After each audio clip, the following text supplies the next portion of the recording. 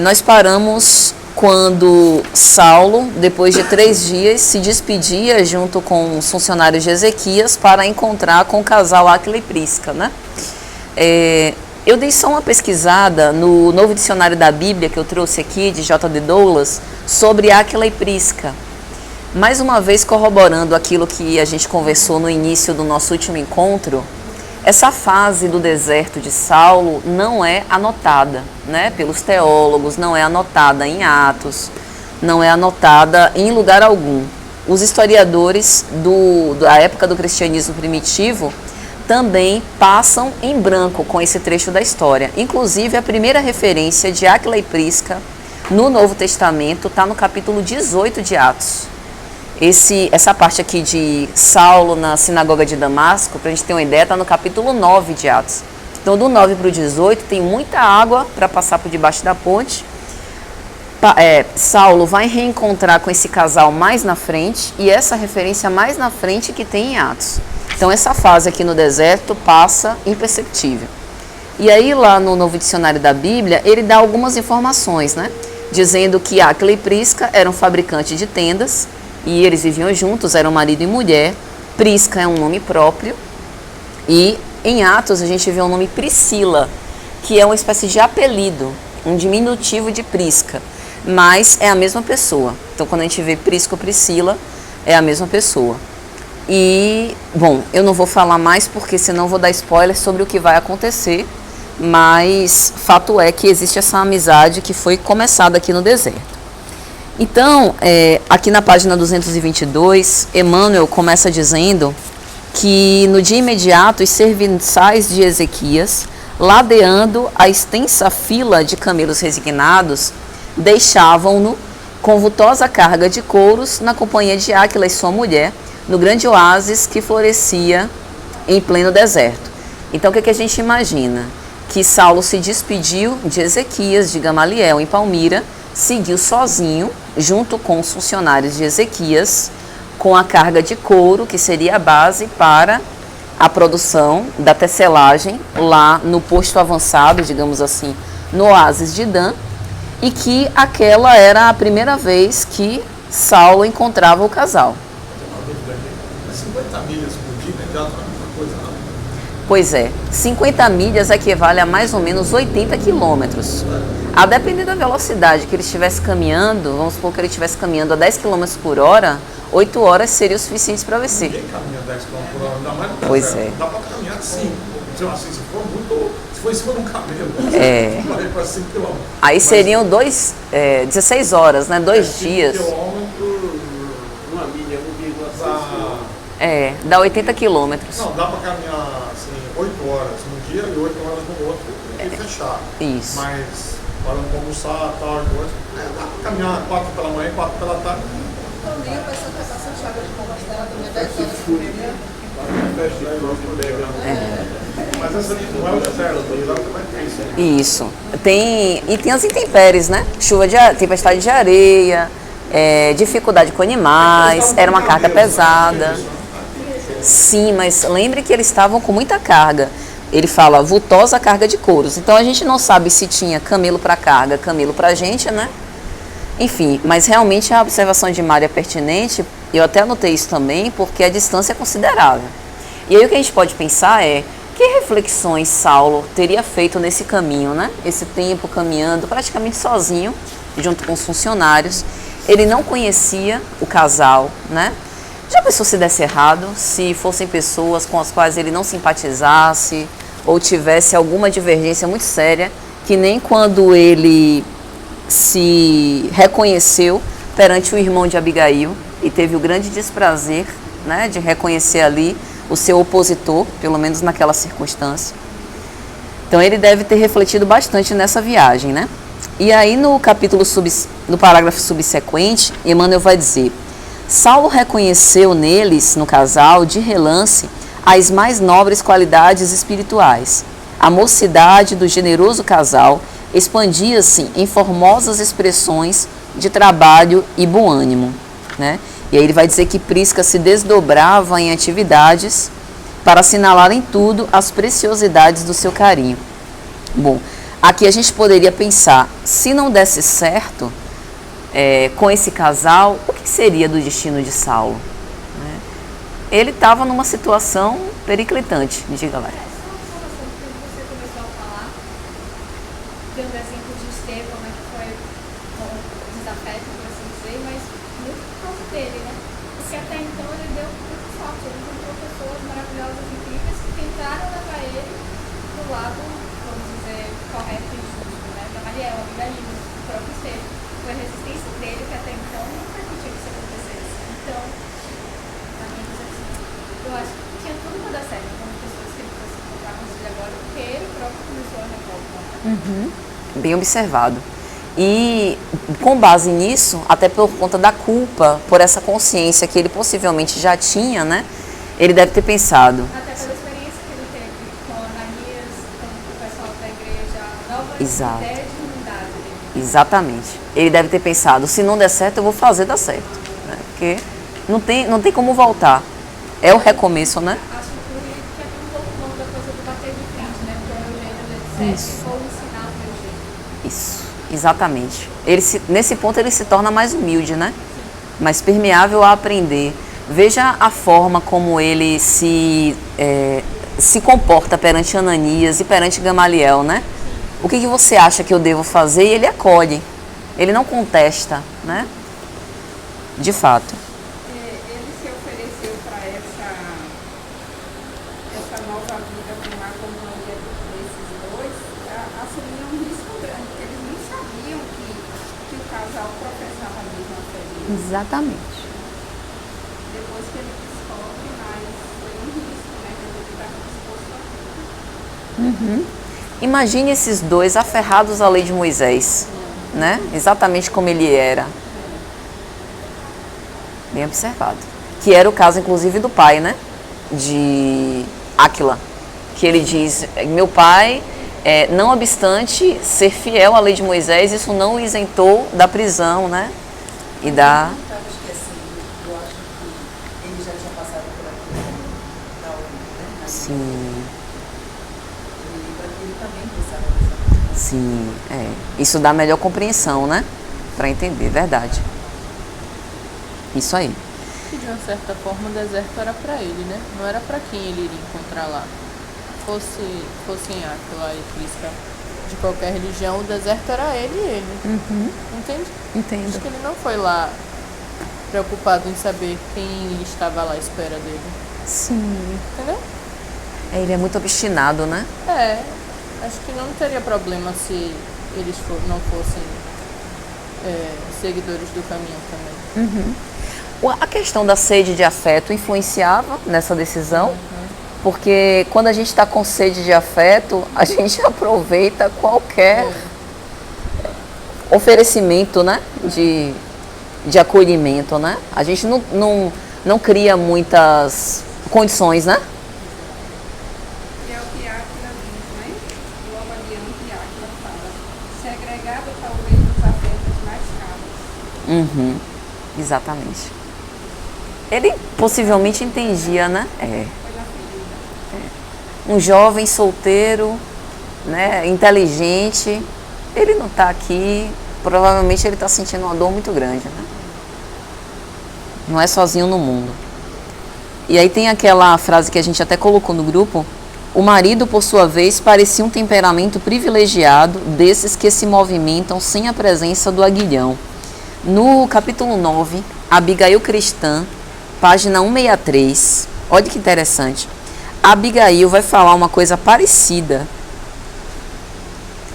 Ela fala assim: quando Saulo vai encontrá-la, né, e ela já está à beira da morte, ela vai confessar a ele que lê os ensinamentos de Jesus.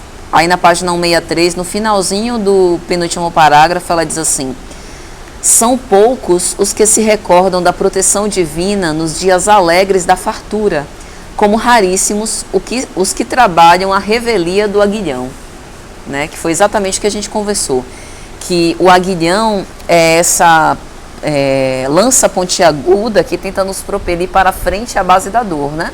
Então eu estou me sentindo incomodada, eu preciso sair dessa zona para poder me aliviar, obter o meu conforto.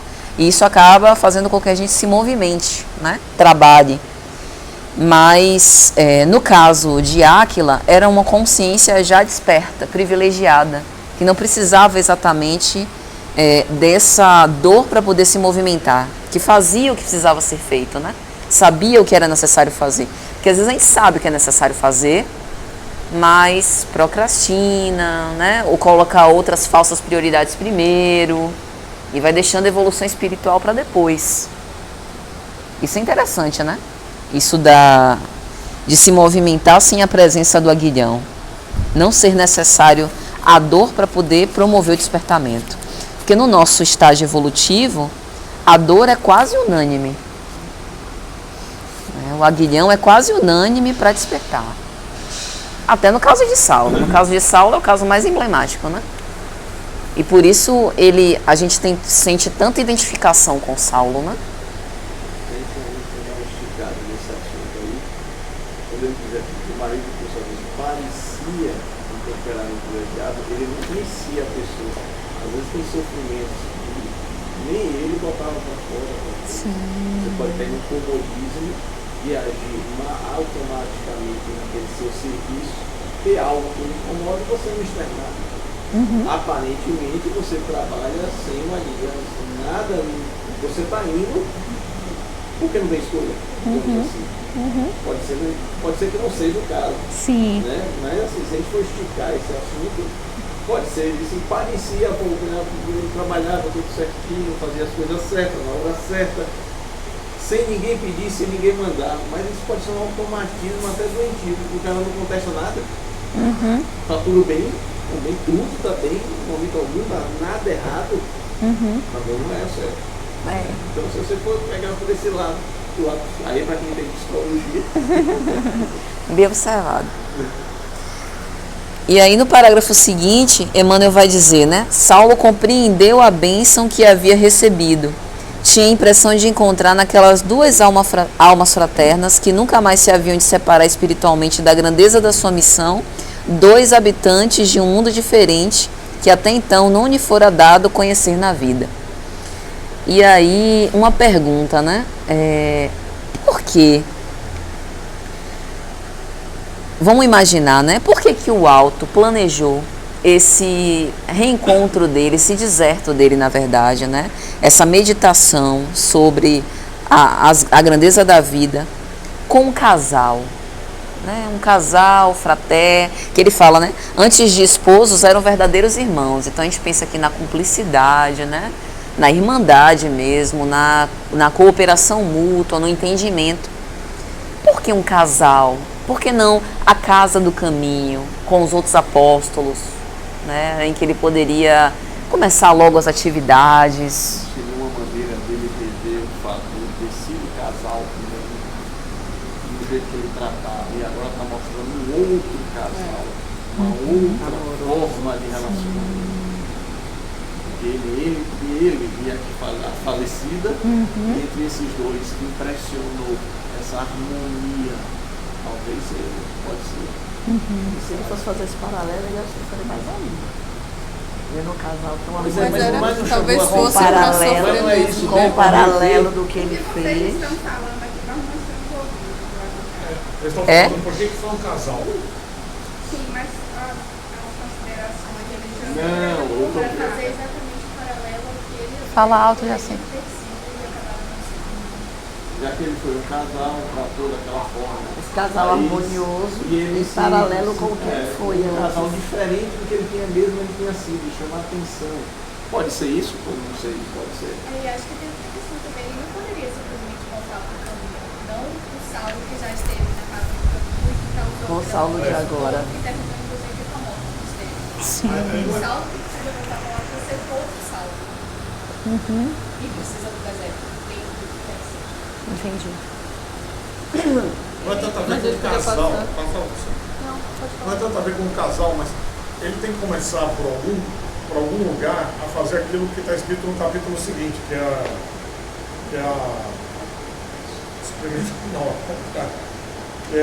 se reconciliar, né, com o que ele danificou. Sim. Nesse caso, acho que não teria porque eles estão juntos ali, não tem como não se reconciliar, né? Porque É isso, mas assim, a figura de você, uma reconciliação, já que ele não pode fazer essa reconciliação, ele com a ex, a falecida, mas é uma maneira dele internamente, ele vê que existe uma forma diferente de um casal. Né? Isso pode ter sido chamado a atenção. Né? A gente não sabe, a gente está especulando aqui, só especulação. é verdade, eu tô pensando, é verdade. Podia ser uma coisa nesse sentido. E chamou a atenção, porque ele podia passar isso aqui nem notar. É um casal, ele está preocupado mais com ele, em fazer outras coisas. E aquilo chamou a atenção. Aquele relacionamento, aquela harmonia de movimento entre os dois, que chamou a atenção dele. Mas Pra eu mim, o que também chama mais atenção é que é um casal que tem uma ligação com ele. A história do casal está ligada com ele de uma forma. E eles continuam sendo daquela forma, tendo aquela relação entre os dois, apesar dos dois sofrimentos que eles passaram, que foi causado mesmo que indiretamente por ele. Isso depois. No final.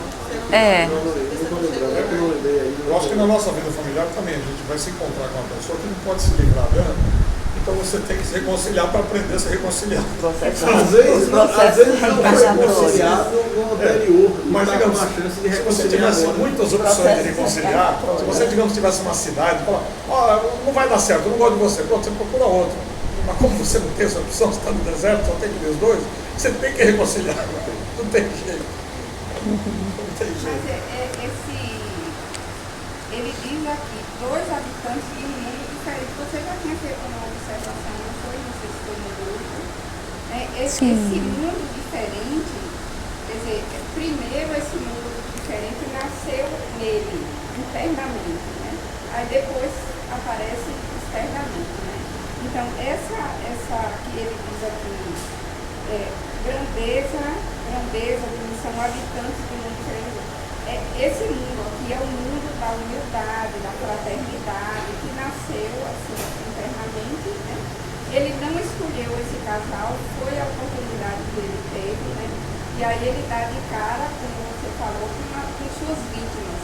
Ele não poderia ir para o caminho, ele era desacreditado e temido do caminho. No filme que nós vimos no Congresso Espírita, mostra isso, que muito adiante, quando ele faz contato, quando ele já participa, quando ele já convivia com os apóstolos ainda tinham muita desconfiança, ainda ficavam muito alertas com o que ele falava. É com o tempo que a relação entre eles vai ganhando essa credibilidade e vão admitindo que ele estava com vontade, que ele estava ali para acrescentar na expansão do cristianismo, mas ele não poderia ir para o Então é uma reconciliação em doses homeopáticas, né? Não fazia com que ele refizesse o passado. Que, por exemplo, por mais que ele visse ali o modelo de casal, que ele não foi com Abigail, e aí agora ele reconhecia que talvez ele nem a visse como esposa, né? Em muitos momentos ele objetificava ela, né?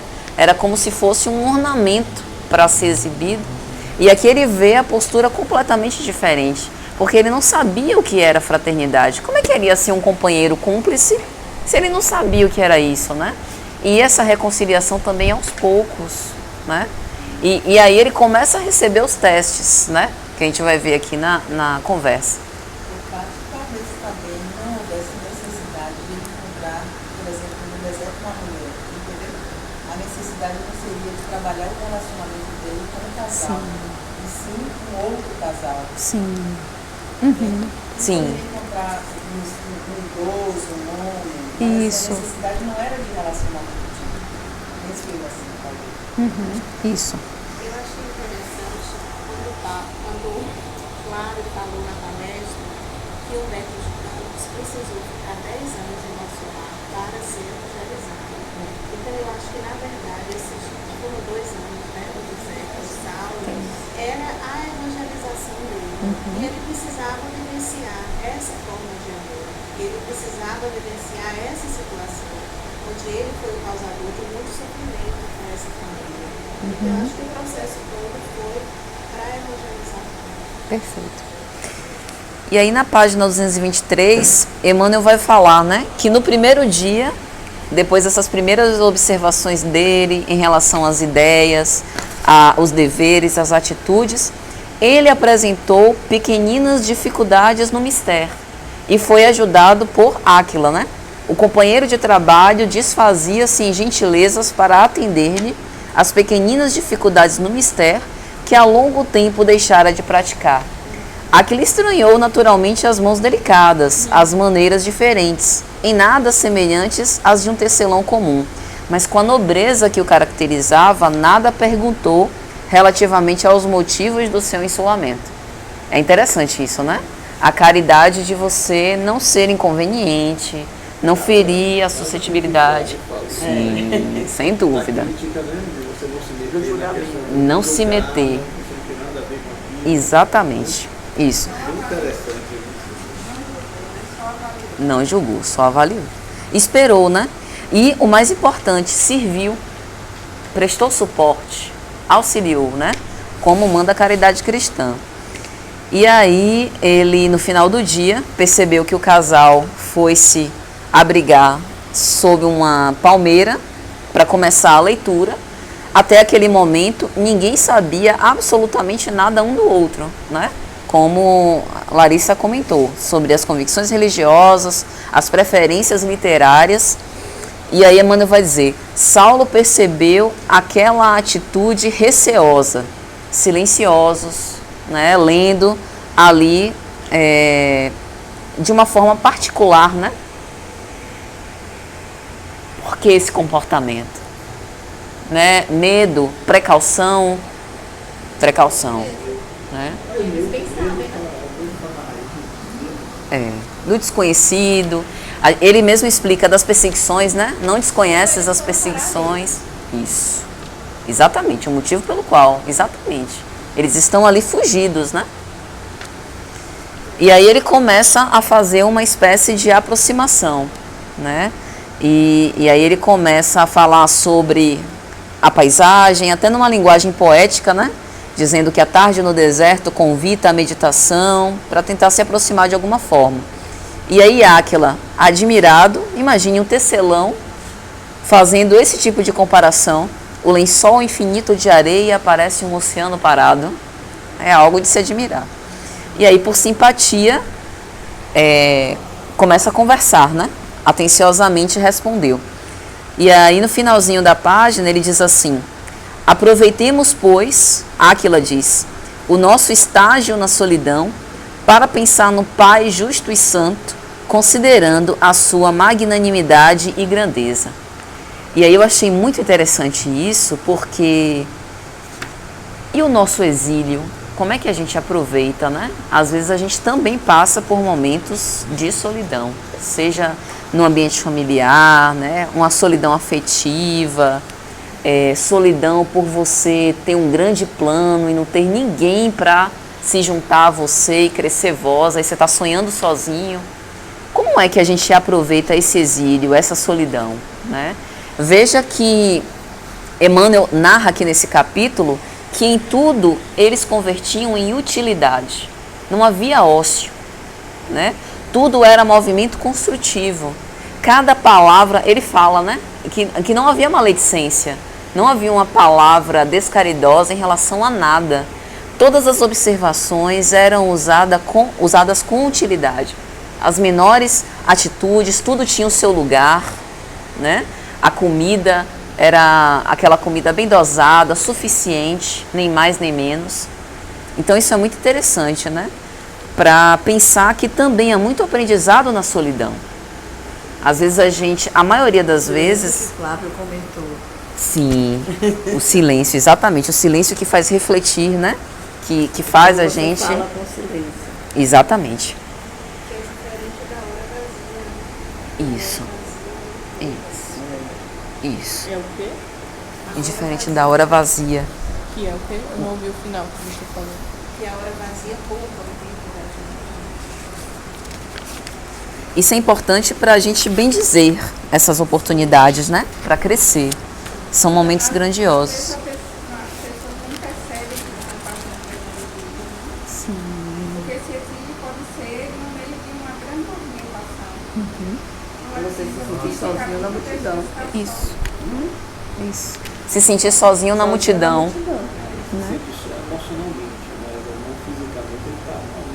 quando a gente está no carnaval só, Uhum. né, isolado, depressivo, no meio do carnaval, depressivo, cheio de problema.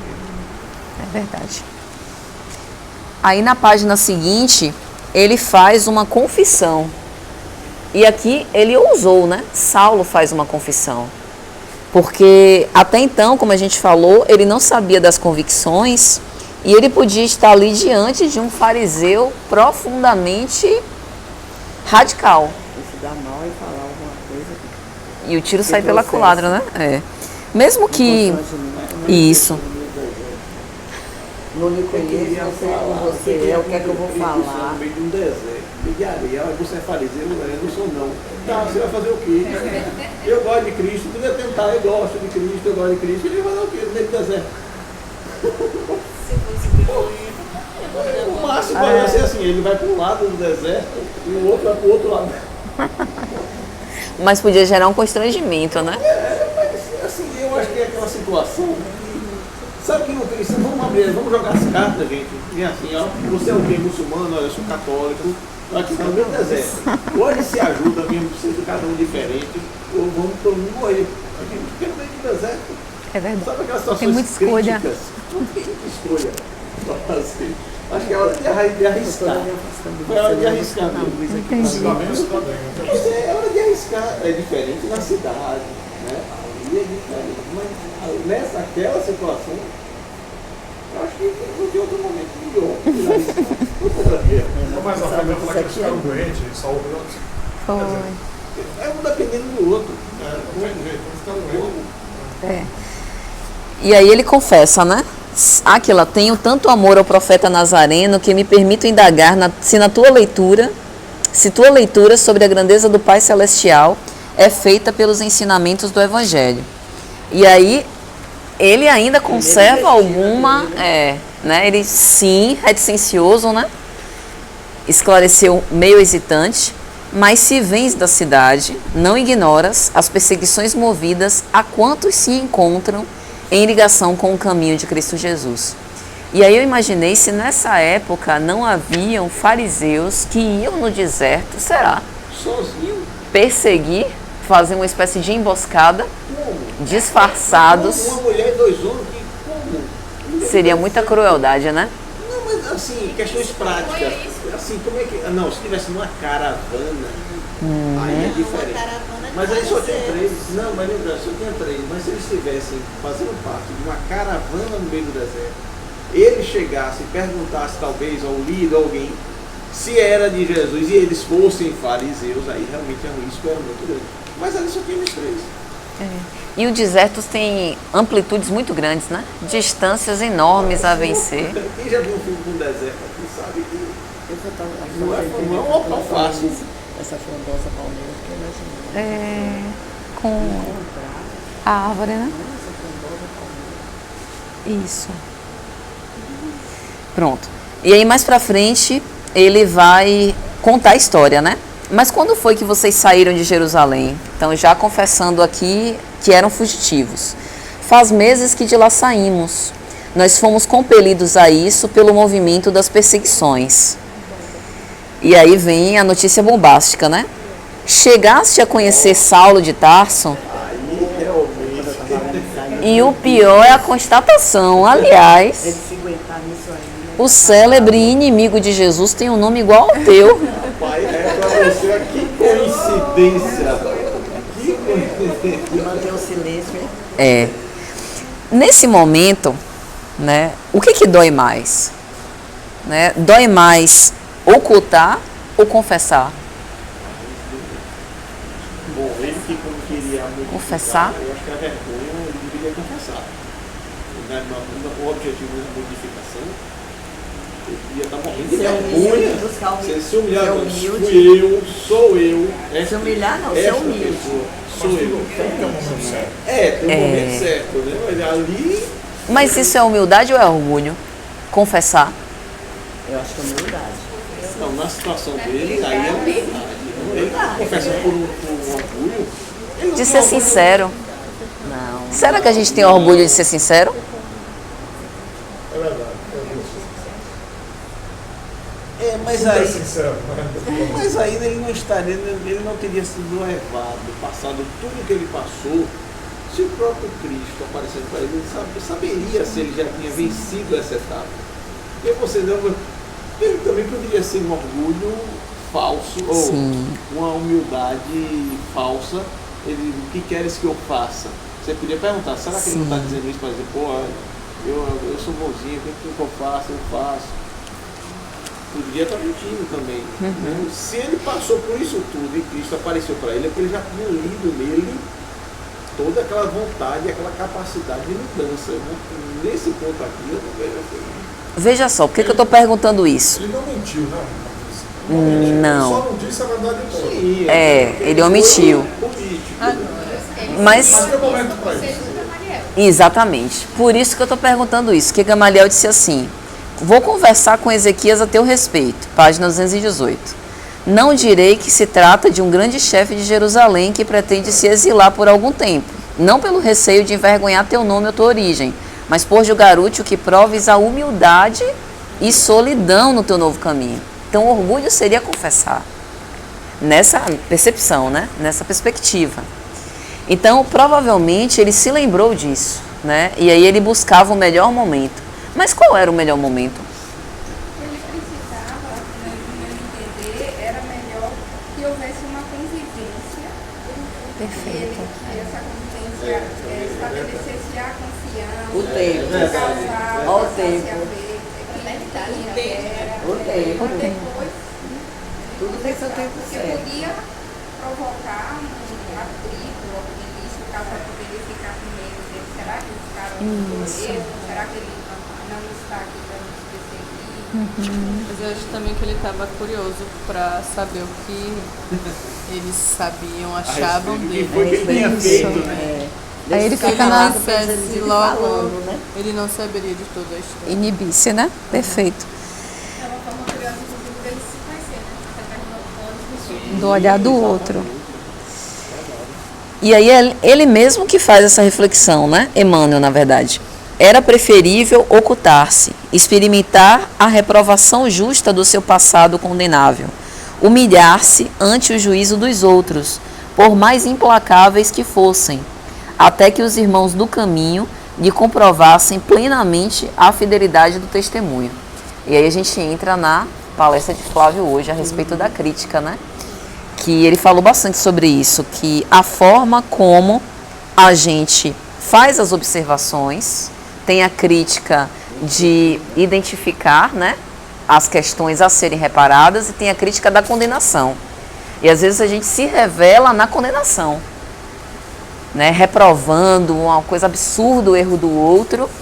Se eram cristãos verdadeiros, né, se eram pessoas evangelizadas, provavelmente a crítica não seria tão cruel como fosse, por exemplo, a de um fariseu. Seria uma crítica até que pudesse buscar os elementos positivos para abrandar, que é exatamente o que a gente vê, né, quando eles falam sobre Saulo. Mas Isso é muito bonito. Era um pouco de... Ele fala o célebre inimigo, narrou das suas vicissitudes, parece irônico. Sim. Entende quando ela começa a falar? Sim. Parece um pouco irônico também, não sei. Leia aí a parte. Quando ele, o célebre inimigo, aí ele, aqui, iniciando a narração das suas vicissitudes, quando ele começa a falar de Saulo. Sim. Parece que é um pouco irônico. Como é que ele vai falar de porque ela fala na vicissitudes frente, se ele está falando logo É aqui depois que mesmo? ele depois que É ele na, fala é na pra- sequência, isso. É na sequência. Vamos ler essa parte. Vamos ler. Pois bem, prosseguia Áquila, iniciando a narração das suas vicissitudes. É bem possível... das vicissitudes de Áquila, pela perseguição. É bem possível que, pela tua passagem em Damasco e Palmira, não tivesses conhecimento perfeito dos martírios que o famoso doutor da lei nos impôs, muitas vezes arbitrariamente. Até aqui, de fato, a princípio não parece ironia, porque realmente ele era famoso, era né? De Áquila mesmo. Era de Áquila. Eu achei que era dele. Ah, não, não. Talvez o próprio Saulo, segundo creio, não pudesse saber as atrocidades cometidas pelos homens inescrupulosos que tinha em suas ordens. né? Porque as perseguições foram de tal natureza que, como irmão do caminho, eu não posso admitir que um rabino educado pudesse assumir a responsabilidade pessoal de tantos feitos iníquos. Com certeza. Com certeza. E a coisa de você querer, mas não poder, né, se justificar. Ainda não era a hora. Ainda não era a hora, realmente. Mas veja que mesmo aqui, né, tipo, tudo bem, ele faz uma crítica, mas de certa forma ele também busca apenar. Tipo, não é possível tanta crueldade num homem só, né? Tem que haver outra desculpa. Sabia, talvez ele não soubesse o que estavam fazendo em nome dele. Isso, os excessos. E realmente houveram excessos, né? Sim. E ele não No sabia? dia de hoje, quantas pessoas fazem coisa amando bem, e quem está mandado, às vezes acerta os atos, e a pessoa que mandou, às vezes não tem realmente coisa, mas é responsável. Exato, como ele fala. Mas é responsável. Eu acho que Paulo sabia. É isso, será que ele não sabia? De inocente, Será que ele não... Saulo, homem velho, E aí no parágrafo seguinte é bem interessante, né? O próprio Simão Pedro, na véspera de partirmos, ocultamente à noite nos afirmou que ninguém devia odiá-lo, porque não obstante o papel que representou na morte de Estevão, era impossível fosse o mandante de tantas medidas odiosas e perversas. É aqui que a gente vê na prática o amai aos vossos inimigos, né? Quando realmente a gente sente na pele isso. Porque o ódio diz mais para aquele que o alimenta do que daquele que é motivo do ódio, né? Então, por pior que seja alguém, se a gente se predispõe a viver o evangelho, não há espaço para esse sentimento, para essa vingança, né? Eu vou fazer uma analogia. Digamos aí um certo país aí, que o cara tem como campanha de eleição o armamento. Aí o povo que vota nele descobre que no ano seguinte a mortalidade dobrou por bala, por tiro perdido. Será que esse povo não é culpado dessas mortes todas que ocorrem por bala perdida? Dobrou a quantidade. Eventualmente tem um cara envolvido com isso. Não tem saída. Mas é uma ingenuidade de achar que isso não se propaga. Porque uma fala tem um grande poder. Quem tem o microfone na mão tem um grande poder. Né? Então, o que sai da boca, o que se diz é o que está no coração. E se ele fala, no caso do doutor da lei, né? Se ele falava, se ele dominava, se ele tinha esse grande poder a partir da fé que ele professava e a partir do poder da palavra, é claro que isso se expande. É claro que ele é responsável por todos os indiretos que daí em diante, né? Até mesmo se ele falar brincando, porque tem certas pessoas que vão tomar ele a sério. Ou vão usar como motivação, inspiração para fazer maldade. Né? Para o bem ou para o mal, isso. Tem aquela fala vai influenciar muito, vai formar mentalidades que elas se expandem de gerações a gerações. Isso. É uma responsabilidade grande quando ela fala. E aí ele dá um exemplo aqui trágico, né? De alguém que possivelmente já era perverso e aproveita o pretexto para poder dar vazão a isso. Isso é grave, né? Então aquela pessoa e aquela fala passa a ser um símbolo de milhares que vêm atrás. E que aproveitam aquela voz para expressar todos os seus preconceitos, toda a sua maldade. Tem pessoas que são capazes de puxar o que há de bom em vários outros. Tem pessoas, ao contrário, que têm o poder de puxar o que há de mal. Uma multidão. É verdade. E aí ele vai falar no final dessa página sobre Jochaí, né? Jochaí, entretanto, logo no início das perseguições, logrou posição de realce. Aí você pensa, um perverso com o poder nas mãos, né? Em tais feitos, os caracteres mesquinhos sempre levam a palma. Essa expressão, levar a palma, significa ter vantagem sobre algo, né? Sobressair-se, elevar-se. Ou seja, ele já era perverso, tinha um aval das perseguições, ganhou uma posição de destaque, pronto. Seus interesses mesquinhos tomaram amplitude, né? E aí ele fala sobre o pai, né? Áquila. Meu pai, apesar da simpatia pelo Salvador, sempre alegava estar bastante idoso para mudar de ideias religiosas. Aferrado à lei de Moisés, não podia compreender uma renovação geral de princípios. Todavia, isso não invalidou os instintos perversos do ambicioso. Certo dia, Jochaí bateu a porta e levou, com ordem de prisão, os 3. Era inútil resistir, né? E aí, além da prisão, além da tortura na prisão, ainda teve o espólio financeiro. E aí a gente vê os interesses, né? Hã?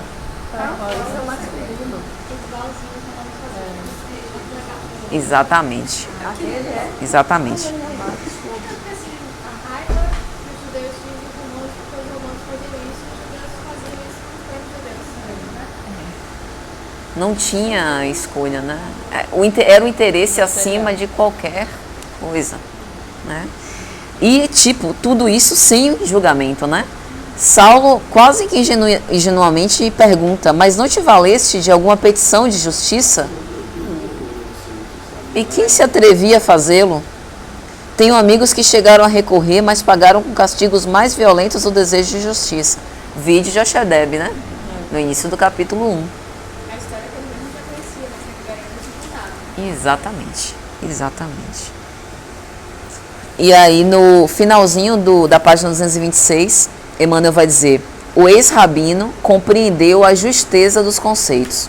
Somente agora tinha bastante largueza de vistas espirituais para avaliar a velha cegueira que lhe negrejara a alma. É aquela história do cego de nascença. Só sei de uma coisa, eu era cego e agora eu vejo, né? Às vezes a gente não tem noção. Veja que no caso de Saulo, ele já tinha despertado, já tinha caído em si, mas ele não tinha ainda noção da repercussão dos seus atos, que é o que Nelma está falando, né? Das consequências de tudo que ele fez, da amplitude, do poder que ele tinha, né? Influenciando as outras pessoas. E ele usa aqui 2 instrumentos de percepção muito maiores, que é a surdez e a cegueira. Sim. Elabore melhor isso aí. Que ele diz a velha cegueira e depois ele diz muitas vezes fora surdo. Sim. Instrumentos da percepção humana. E ele usa os dois para mostrar Isso. como que era e como que mudou, né? Como ele reconhece a sua cegueira e a sua surdez Uhum. em relação As rogativas. Muitas vezes foram surdas, rogativas, mas como Exatamente. Bem lembrado. A gente vê o quanto que ele foi inclemente, né? As exortações de Abigail, mesmo sem conhecer. Mas Saulo, lembra que ela falava, será que não é possível dar uma última chance ao criminoso? Né? Exatamente. Gamaliel fez isso, coitado. Saulo, vem cá. Mesmo depois da morte de Estevão, porque por Abigail o relacionamento teria continuado, por ele de forma alguma poderia continuar. Exatamente. Essa semana estava pensando sobre isso e me veio uma ideia que talvez isso também tenha sido proteção do alto em relação a ela. Porque naquele momento Saulo estava numa condição de vida. Imagine essa menina ao lado desse homem, quanto sofrimento. Ela ia sofrer de qualquer jeito, mas talvez o deserto dela para a evangelização fosse mais producente, afastada dele do que ao lado dele. E às vezes quando a gente passa por essas aflições, a gente não pensa nisso, né? Só lembrando. Depois que parecia que ele mesmo acabou de voltar para ela. Porque por ela que ele... Isso, exatamente. Ela conseguia perdoar ele pelo que tinha acontecido. Exatamente. Mas ele não conseguia esquecer aquilo. Exatamente. E aí ele perguntou, né? Em meio a confissão, né? A história. E o que pensas de Saulo? E aí eles disseram: o Evangelho manda considerá-lo irmão extremamente necessitado da luz de Jesus Cristo. E tenho orado a Deus por ele, esperando que um raio do céu o esclareça. Não tanto por mim, que nada valho, mas por causa de Pedro, que considero um segundo pai. julgo que os apóstolos galileus são dignos de um campo sem espinhos para a sementeira de Jesus. Ô, Pati, quando Isso é ele diz interessante. assim, nunca ouvi, mas temendo, nunca ouvi, mas temendo as iniquidades praticadas em Jerusalém, aqui vim parar em fuga precipitada. Sim, foi. Depois que o pai foi preso, né? E torturado. Quem foi que... Aonde é que está isso? O evangelho que você Porque eu pulei. nunca ouvi, mas temendo. Então, aqui vim parar em fuga precipitada. Sim. Esse aqui vim parar ali no deserto. Quando ele Isso, no deserto. Fuga precipitada porque... Ele não esperou fugido mesmo. A prisão, exatamente. Deu logo no pé antes de acontecer o pior. Não buscou justiça, não reclamou, não se nada, foi embora. Exatamente. Porque era questão de tempo, né? Chegar na família. Exatamente. Essa parte aqui que eu queria que a gente refletisse, ó. Julgo que os apóstolos galileus são dignos de um campo sem espinhos para a sementeira de Jesus. Isso seria útil? Um campo sem espinhos? Bonito, mas Não existe. Não existe. Não tem evolução, né? Sem os percalços. Como é que a gente, sem os espinhos, sem se ferir e exercitar o perdão, né? O amor aos inimigos. Embora a consideração de Áquila seja nobre, né? E o interessante também, tenho orado a Deus para que um raio de céu esclareça. Os céus atenderam, né? Efetivamente o raio desceu. E aí, Áquila, dirigindo-se à esposa, falou: lembras-te, Prisca, como se exorava pelo perseguidor nas preces íntimas da igreja? Muitas vezes, para esclarecer nosso espírito fraco no perdão, Pedro nos ensinava a considerar o implacável rabino como um irmão que as violências obscureciam. É verdade, é verdade. É. Porque, assim, gente, quando a gente passa pela aflição é que a gente vê o significado disso aqui, né? As injúrias, as violências, enfim, as humilhações. Realmente é difícil. Pedro dá o próprio exemplo dele. Isso. É, o autoconfesso, né? Quem negou 3 vezes. Isso. O sentimento de culpa que ele carregava era um absurdo. Né? E aí ajuda a considerar. O próprio ensinamento. Eu passei, Isso. não tá igual. Isso. Entendo a fragilidade do outro, né? Realmente. Mas aqui parece que Emmanuel repetiu o mesmo conceito ao Humberto do Campos, né? Que o Flávio falou. Como Humberto do Campos disse que queria escrever, e aí foi aconselhado a passar aos 10 anos. E aí, você sabe quem eu sou um escritor, e aí que Emmanuel diz: você é aqui apenas um necessitado.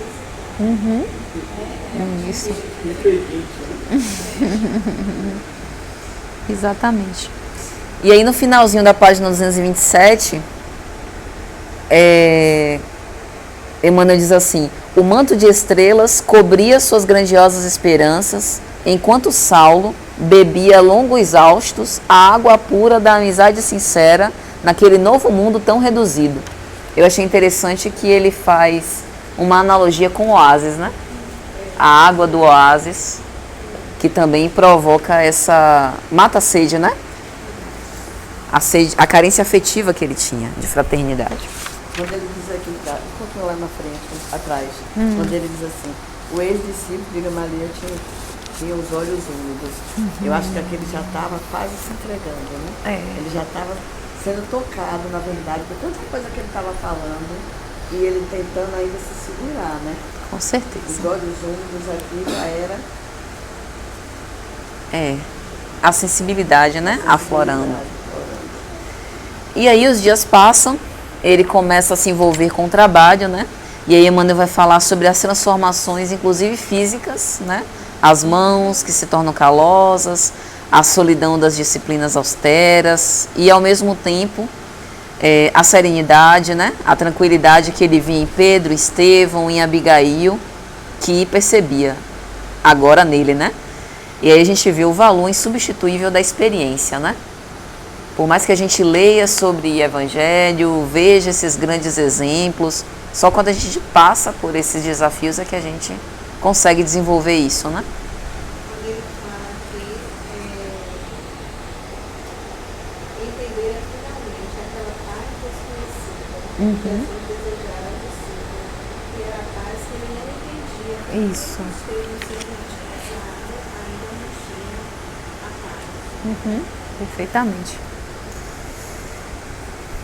E, como o Mário citou, chega um momento em que o companheiro adoeceu. Isso é interessante porque até então estava tudo indo tão bem, né? Tudo perfeito.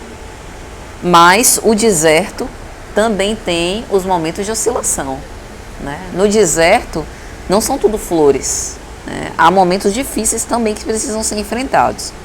E aí Emmanuel diz, a situação dolorosa, a multiplicação das tempestades de areia abateram igualmente o ânimo de Prisca, que se recolheu no leito com poucas esperanças de vida. Saulo, porém, mostrou-se de uma coragem e desvelo inauditos. Tomado de sincera confiança em Deus, esperou a restauração da calma e da alegria. A gente só revela o grau de evangelização no teste. Então aqui também era um teste para esse sentimento de fraternidade e de auxílio, né? Como Estevão, exatamente. Exatamente. Bela comparação. Aí ele chegou num estado de paz que ele disse que os remorsos, as dores, as dificuldades desapareceram. Ele chegou lá, mais ou menos no ponto de Estevão, e também dedicou a vida dele a Isso. jogar uma... Exatamente. E de uma forma análoga, ele também corria o risco de também cair doente. Mas ele não se importou com isso, né? Que nem Estevão. Exatamente. Aí Emmanuel vai dizer que quando mais de um ano havia corrido, ele recebe um bilhete alertando da morte de Gamaliel. A partida de Gamaliel para os reinos da morte não deixou de ser uma dolorosa surpresa. O velho mestre, depois do pai, foi o maior amigo que encontrou na vida. Sempre é sofrido, né? Porque é um afeto. Mesmo a gente sabendo que a vida continua, imortalidade da alma, a gente vai sofrer. É. Sim. Foi a primeira vez. Foi bem generoso a afirmação, né? Primeira vez. É. Eu também não entendi muito, não. Fiquei pensando aqui agora, quando disse assim, passaram mais de um ano, que calendário que tinha lá nessa fase? Porque Jesus já tinha nascido, a partir de Jesus, eu não sei quando que passou a adotar esse novo calendário, né? No deserto, como é que passava? Já tinha. Não faça a menor ideia. Era palitinho. Não, tô brincando. Contavam quantas vezes o sol levantou. É. E uma coisa que eu acho interessante, gente, é porque isso daqui antecede a confissão. Talvez isso tenha um significado emocional, né? Na vida dele. Tipo, meu benfeitor morreu e é como se passasse o bastão da responsabilidade. Agora sou eu por mim mesmo, né? Nesse dia, pensamento de profunda saudade martirizaram a alma sensível. Isso. E aí ele começa a conversa de Cerca Lourenço, né? Áquila, Agora, só a rua, viu? Nelma. Essa Tem nome? É Nelma. Economicamente pelas estações do tempo, quer dizer, podia não ser exatamente a nossa medida, mas que eram 12 meses, cara, porque as estações se repetem 12 meses e tal. Sempre foi assim, já há mais de 100 mil anos, que é um aniversário aqui, de 12 meses tudo se repete. Né? Mas o calendário gregoriano, né? Não, mas era o mesmo período. Era o mesmo período, só que não tinha as mesmas datas. Não era dividido em 30 dias, semana, isso não era, mas que era um período anual, há mais de 100 mil anos, não está dúvida. Que é astronômico essa medida. Sempre foi assim. A gente podia pesquisar, né? Aí ele começa, né? Que farias se um dia te visses repentinamente em face do verdugo?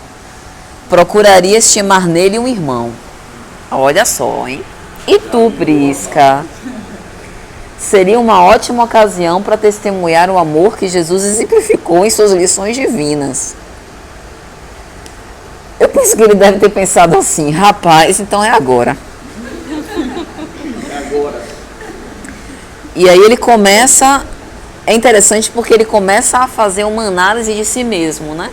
Poucas vezes a gente vê ele no livro saindo de si. Lembra da conversa que Flávio teve conosco, né? Que ele começou a falar sobre o egoísmo. Quem é profundamente egoísta é centrado em si, mas em si personalidade, né? Não em si essência. Então a coisa mais difícil para um egoísta é considerar, por isso que o mais difícil é considerar os seus equívocos.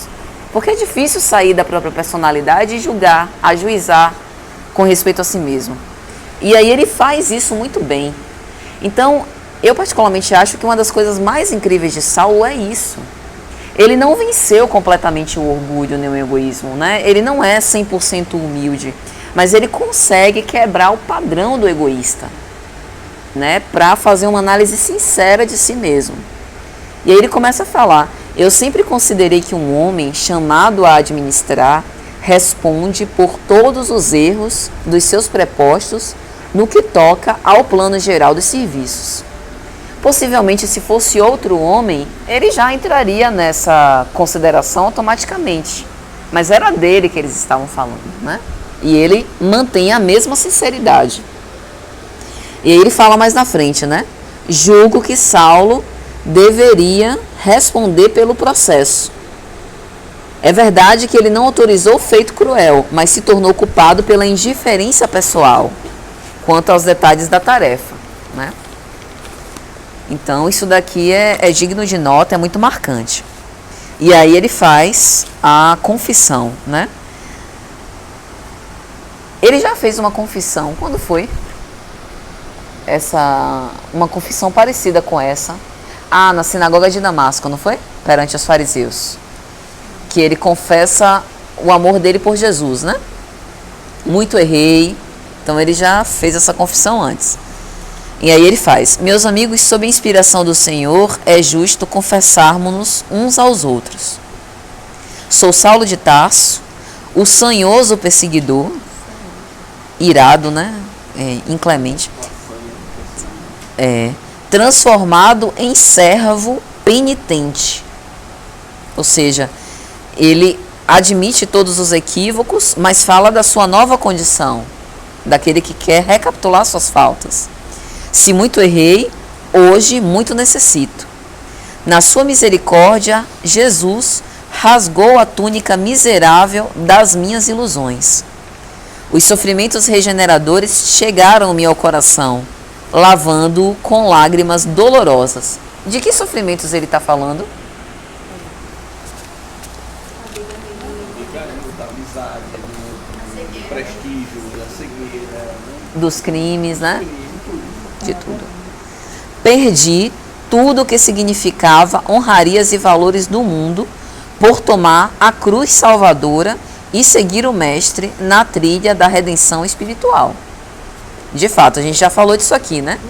No momento em que ele abraça Jesus, ele joga todo o seu passado brilhante, delinquente, mas brilhante, para trás, né? Toda a sua posição. É verdade que ainda não pude me abraçar ao madeiro das lutas construtivas e santificantes. Eu acho isso interessante, né? Porque ele tem noção que ele ainda está espiando. Ele ainda não começou a reparação. Ele sabe disso, né? Ele sabe que é preciso dar tempo. Mas eu persevero no esforço de negar-me a mim mesmo, desprezando o passado de iniquidades para merecer a cruz da minha sese para Deus. Ou seja, veja só, tem o sofrimento pelo arrependimento das faltas, mas esse ainda não é o sofrimento da cruz. Tem uma mensagem de Emmanuel que ele fala isso. O sofrimento da cruz é quando você já se arrependeu, já expungiu, já expiou, e agora você começa no esforço de renúncia. Você começa a sofrer por amor ao nome de Jesus. Para muitos de nós isso nem chegou ainda. A gente ainda está chorando pelo arrependimento. Isso é grave. Porque o Isso é... depois foi pela humanidade. Exatamente. Toda a dor dessa reforma, e aí a dor maior é a dor da reforma.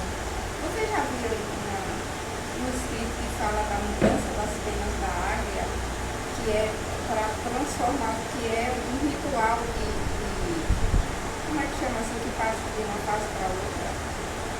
Que ao mudar as penas, que ela sofre tantas dores, mas ela passa por um ritual para a fase adulta. Né? Então, eu acho que aqui é uma coisa assim, como um ritual de passagem. E aqui eu acho que quando ele diz ainda não é a luta contra, porque por enquanto ele está lutando por ele. Né? Essa dor é a dor da reforma íntima de Saulo.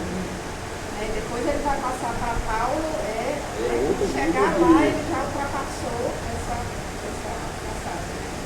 Mas a da cruz é pela humanidade, não é por próprio, não é pelo ego, por um ego, né? É pela humanidade inteira. Então é Exatamente. E aí começa o pranto, né?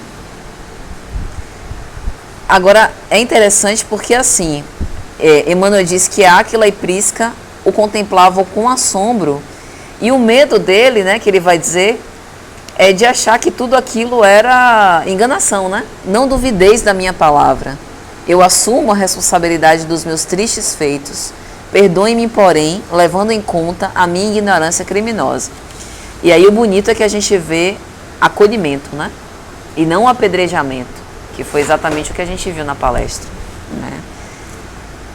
acho que pela primeira vez ele explode, né? De emoção.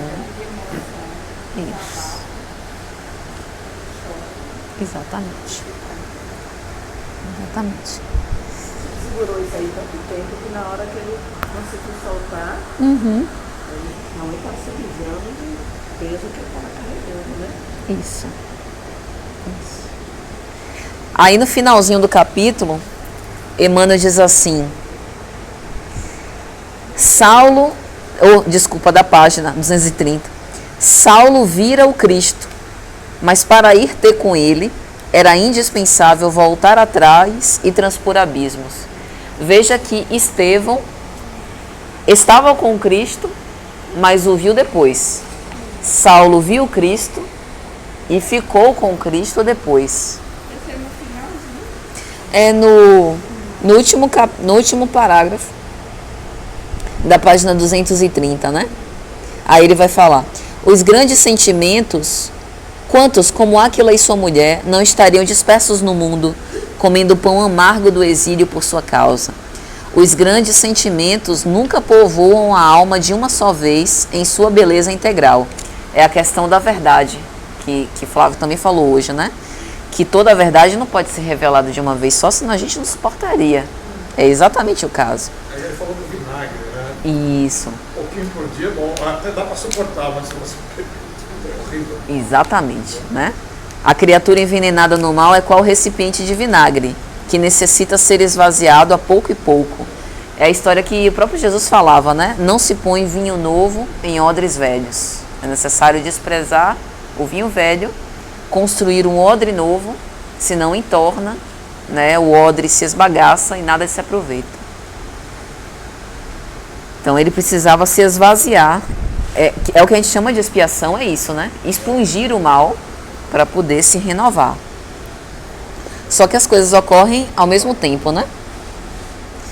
E aí na página seguinte, ele... Fale. Esse finalzinho, né, quando ele fala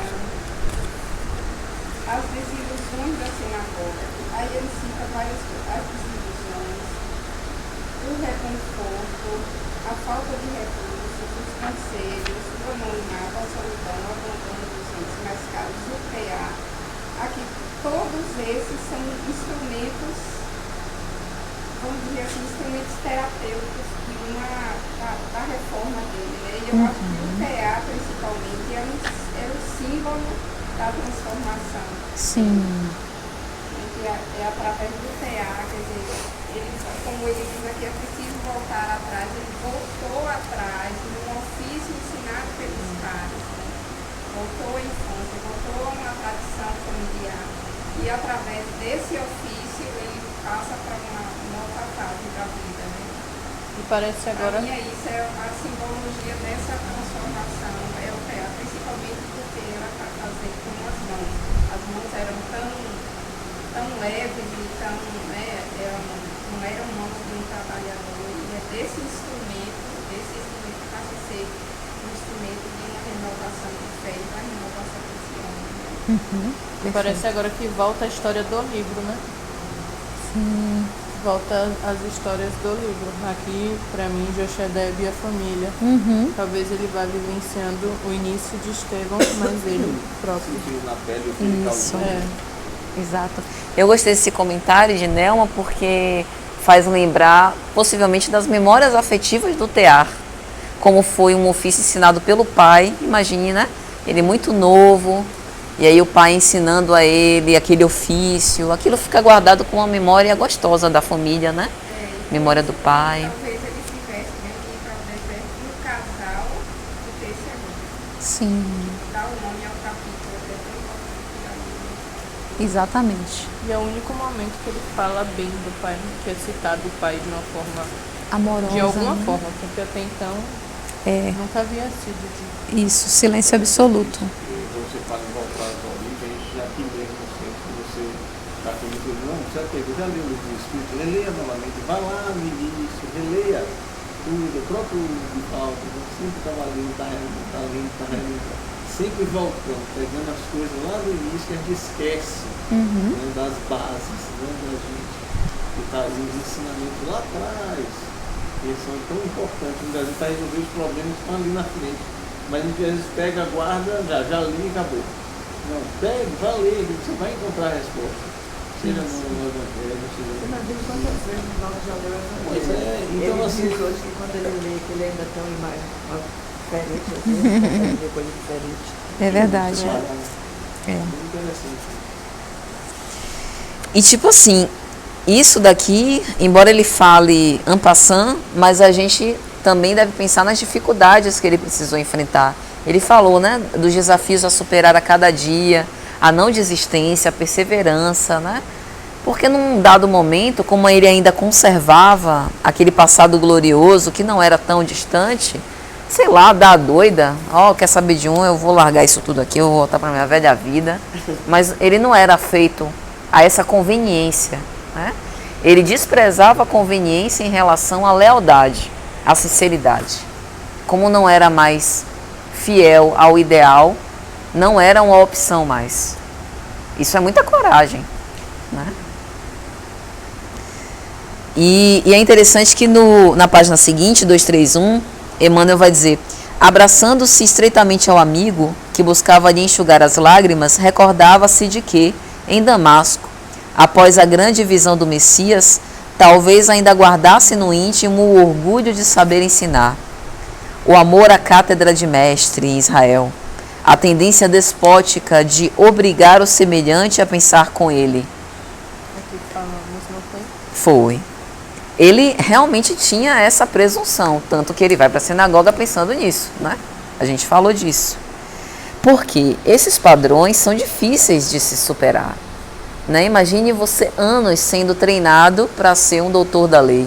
É uma coisa difícil de superar. E aí Emmanuel diz: naquele instante teve a impressão de que Áquila representava a comunidade de todos os ofendidos por seus desmandos cruéis. Ou seja, era uma amostra de cada... era uma gota da taça de amargura que ele precisaria sorver. Ele tem a noção de funções dele. Isso. Direta, que ele pensava, e Gamaliel falou, e eles tocavam. Existem muitos outros invisíveis que ele não conhece. Exatamente.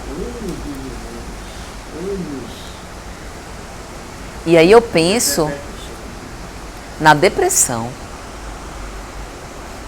Não há Naquela época não tinha depressão. Não, Sempre a houve. palavra eu não conhecia, mas que esse sentimento. Eu digo assim, no sentido do transtorno, no sentido incapacitante. Tal ponto de não conseguir fazer mais nada, porque Exato. fiz tudo que agora não vou fazer nada. E a Isso. questão até do suicídio. Sim. Se ele deixasse o orgulho tomar conta, a tal ponto ele queria se matar. Enfrentar. Ele enfrentar. Não, Sim. tem muita coisa, eu vou matar. E esse problema também. Exatamente.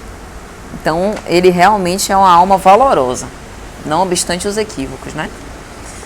Porque também, uma vez que ele se converteu, digamos assim, ele não deixa o padrão vibratório maior nenhum. Ele não duvida, ele não titubeia, ele não recua. Ele só ajuda. É verdade. E aí a gente pensa também no amparo que ele tinha, né? Sim. Veja, ajuda-te, que o céu te ajudará. É bem isso aqui, né? Naquele exato momento, toda a possibilidade não estaria ali. E eles que sabem o dia do jeito.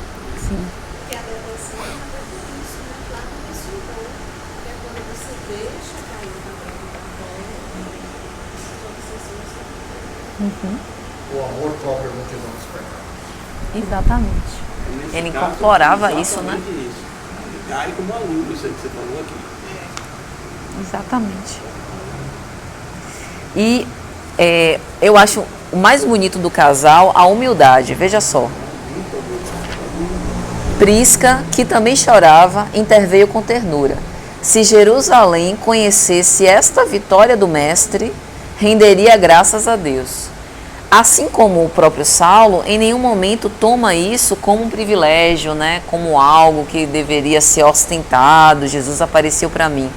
Aí mais para frente, Emmanuel diz assim: o casal chorou de emoção e alegria, ouvindo o feito da misericórdia de Jesus, que a seus olhos piedosos não representava apenas um gesto de carinho ao servo desviado. Então não era uma predileção, mas uma bênção de amor para a humanidade inteira.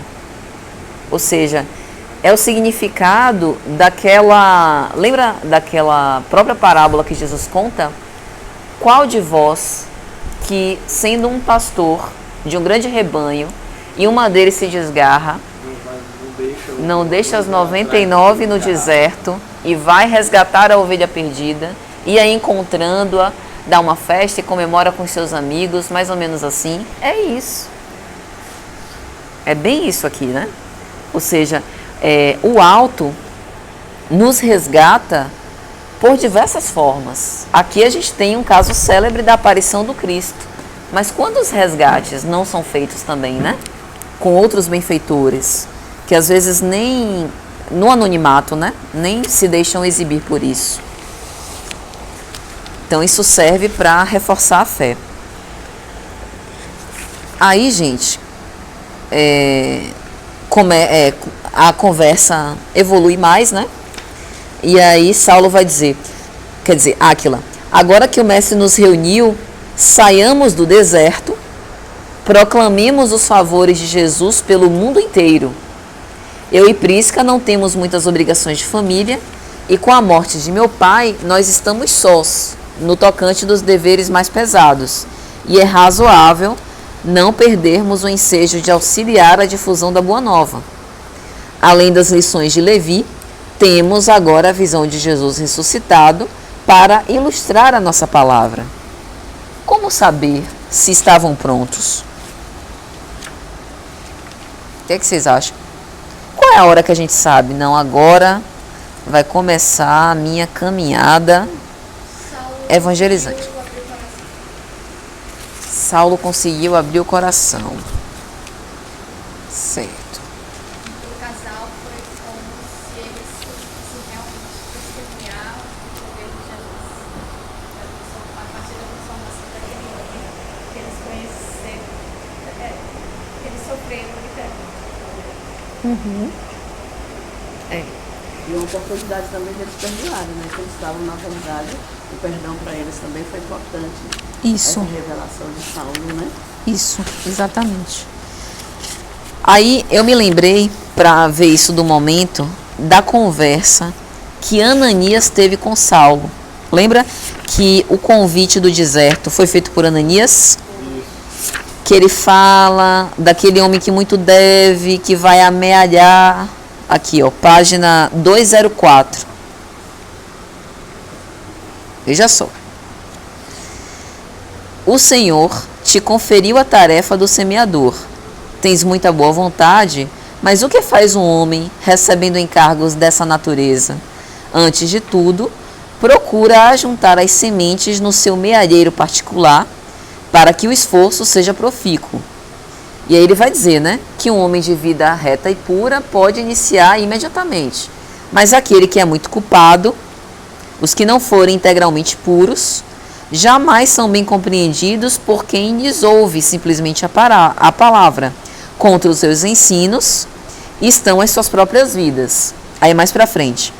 Quando hajas sofrido mais, terás apurado a compreensão dos homens e das coisas.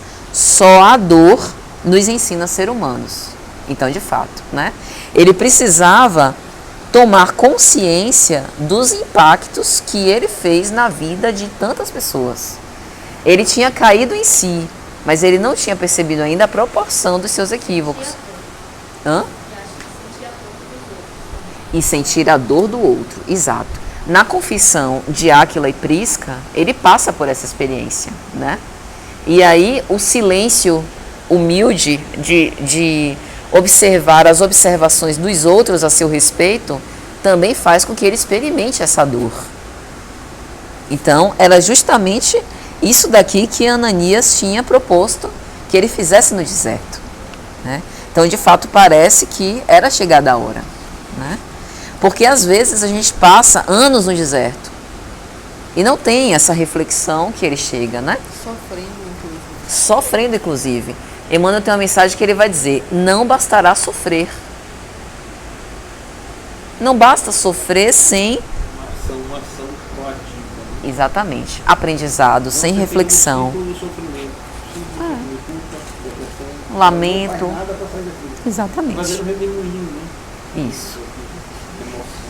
Ele usa a dor para se trabalhar e agora trabalhar para quem ele propõe, né? E aí o interessante é que Áquila e Prisca falam de ir a Roma. E aí a gente volta para o capítulo 3, 3 ou 4, primeira vez que Sadoc aparece junto com Saulo, capítulo 4. Veja só como de fato Paulo Estevão está todo interconectado. Ele fala aqui em Roma, ó, página 68. Conversa de Sadoc com Saulo. Saulo diz a Sadoc o seguinte: é preciso não... Tenho acima de tudo o ideal político de aumentar o meu prestígio junto aos rabinos. É preciso não esquecer que Roma é poderosa e que Atenas é sábia, tornando-se indispensável acordar a eterna hegemonia de Jerusalém como tabernáculo do Deus único. Precisamos, pois, dobrar os joelhos de gregos e romanos ante a lei de Moisés. Então ele acalenta esse desejo de ir a Roma. Parece que Áquila adivinha. Aí Áquila diz, exato, parece incrível à primeira vista, mas antes de morrer, sonho ir a Roma e anunciar o Cristo aos irmãos da velha lei. Tua visão no caminho de Damasco enche-me de coragem. Era um convite tentador. É que Roma era assim como os Estados Unidos, né? Então, se você quer espalhar alguma coisa pelo mundo, você não vai no Brasil espalhar, você vai nos Estados Unidos que lá espalha mais rápido. Exatamente. Então, talvez em termos de fabricação seja um pouco a China. Você quer fabricar para o mundo todo, você vai na China e fabrica. Em termos de ideias, já foi a Europa, né? Você quer espalhar uma ideia do mundo, você vai à Europa e espalha para o mundo. França, né? Né? Que é um dos pedidos de nação. Mas naquela época era Roma. Então, se você quer espalhar, você tem que ir na Roma. Agora, essa imposição do Sadoc era a base da força. Ele queria fazer imposição do Deus único pela força. Isso, de Saulo, exato. Mas a pergunta que não quer calar é a seguinte: por que ele não aceitou? Isso. Ele viu o tamanho da tarefa que ele tinha pela frente. Exatamente. Essa aí da Roma também aparece no livro Francisco de Assis. Sim. Né? Quando ele se acha, quando ele começa a construção da igreja, ele vai a Roma. Pois é. E aí veja o que ele responde: ah, se eu pudesse. Então era como se ele se sentisse ainda com um dever a cumprir em Jerusalém, né? Julgo que Jesus desejará ver-me, antes de tudo, inteiramente reconciliado com quantos ofendi em Jerusalém. Além disso, preciso rever meus pais, matando as saudades do coração. Essa paciência a gente não via em Saulo, né?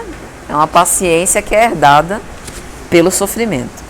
E essa questão da paciência, coincidentemente ou não, tem um filme da Amélia Rodrigues, que ainda está ali na segunda-feira, A Flores no Domingo, e o título que vai ser ali hoje foi sobre a paciência.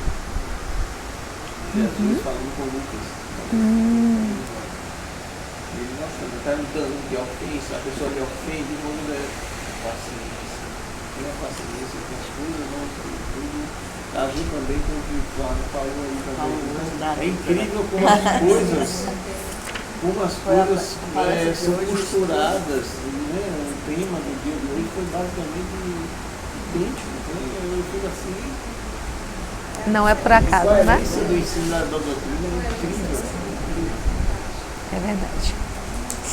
E aí, gente, para finalizar, Emmanuel vai dizer: Saulo de Tarso, agora resistente como um beduíno, depois de agradecer a generosidade do benfeitor e despedir-se dos amigos com lágrimas nos olhos, tomou novamente o rumo de Damasco, radicalmente transformado pelas meditações de 3 anos consecutivos passados no deserto. O benfeitor aqui foi Ezequias, né? Que ofereceu a ele o posto de trabalho. É aquela história, né? Renascer pela água e pelo Espírito, né? Saulo renasce pelo Espírito sem precisar reencarnar, né?